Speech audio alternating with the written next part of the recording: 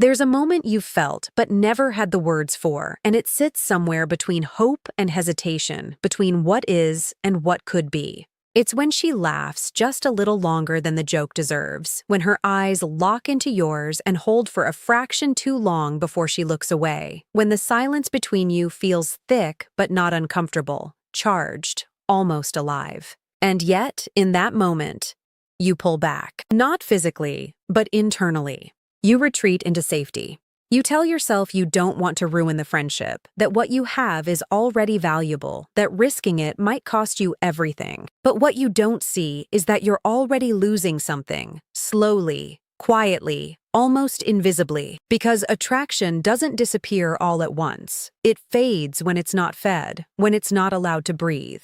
You think you're preserving something meaningful, but what you're actually doing is suffocating a possibility that needed just a little courage to grow. And the deeper truth, the one that stings when you really sit with it, is that this isn't about protecting her or even the connection. It's about protecting yourself from rejection, from uncertainty, from the discomfort of not knowing how she might respond if you stepped even slightly outside the safe role you've built.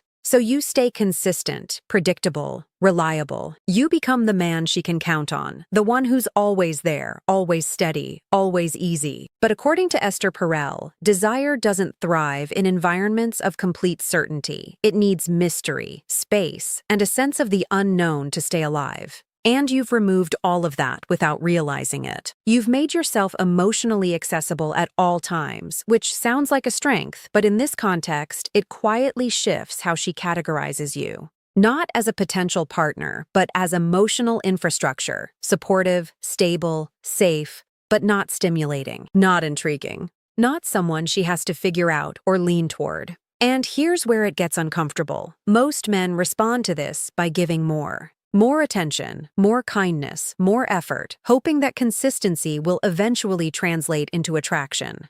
But attraction doesn't work like that. It's not built through accumulation. It's sparked through contrast, through moments that break expectation, through subtle unpredictability that creates curiosity instead of certainty. And that's the part you've been missing. Not because you're not enough, but because you've been playing a role that doesn't allow attraction to develop in the first place. You've been showing her who you are as a friend over and over again without ever giving her the chance to experience you as anything more. And the reason this matters so much is because emotional dynamics don't stay neutral forever. They either evolve or they dissolve. What feels stable now can slowly turn into distance later, because without tension, without that subtle push and pull, relationships flatten out. You become easy to read, easy to predict, easy to place into a mental category that rarely changes. And once you're there, it's not that she actively decides you're just a friend. It's that her brain stops considering any other possibility. According to attachment theory, developed by John Bowlby, humans are wired to respond to a balance between security and uncertainty. Too much uncertainty creates anxiety, but too much security creates emotional stagnation. And right now, you've become all security. You've removed any sense of emotional risk from your interactions. She knows what you'll say, how you'll respond, how available you'll be. There's no tension, no edge, no moment where she has to wonder what you're thinking or how you feel. And without that, there's nothing for her emotions to engage with. Because attraction isn't a logical evaluation, it's an emotional experience. It's felt in the body before it's ever processed in the mind. So, when you keep things safe, agreeable, and predictable, you're unintentionally removing the very conditions that allow attraction to form.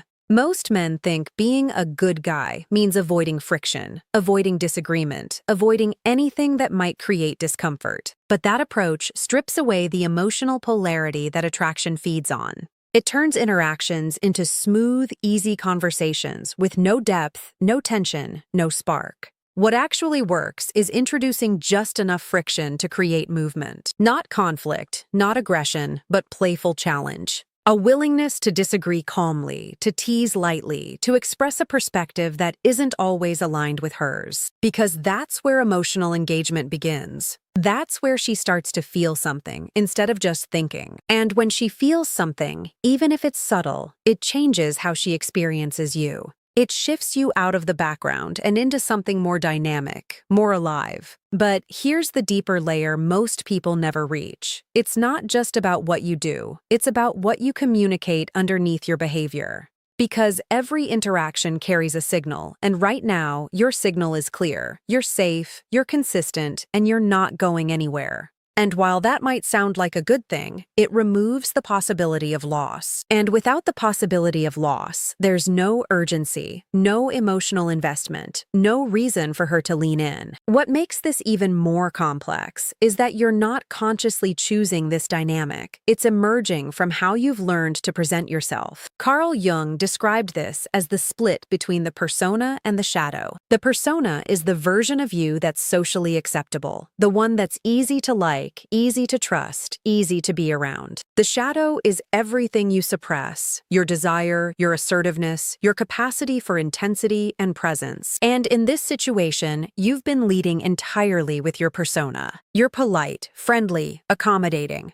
You keep things light and comfortable. But attraction doesn't come from that surface layer. It comes from the integration of both sides, from the subtle presence of your shadow, not expressed aggressively, but felt in the way you carry yourself, in the way you hold eye contact, in the way you don't rush to fill silence or seek approval. Right now, she experiences you as someone who's easy to be around, but not someone who creates a shift in her emotional state. And that's why the dynamic stays where it is. Because attraction requires a transition. And transitions don't happen through sudden declarations or dramatic confessions. They happen through gradual shifts in behavior that change how someone feels over time.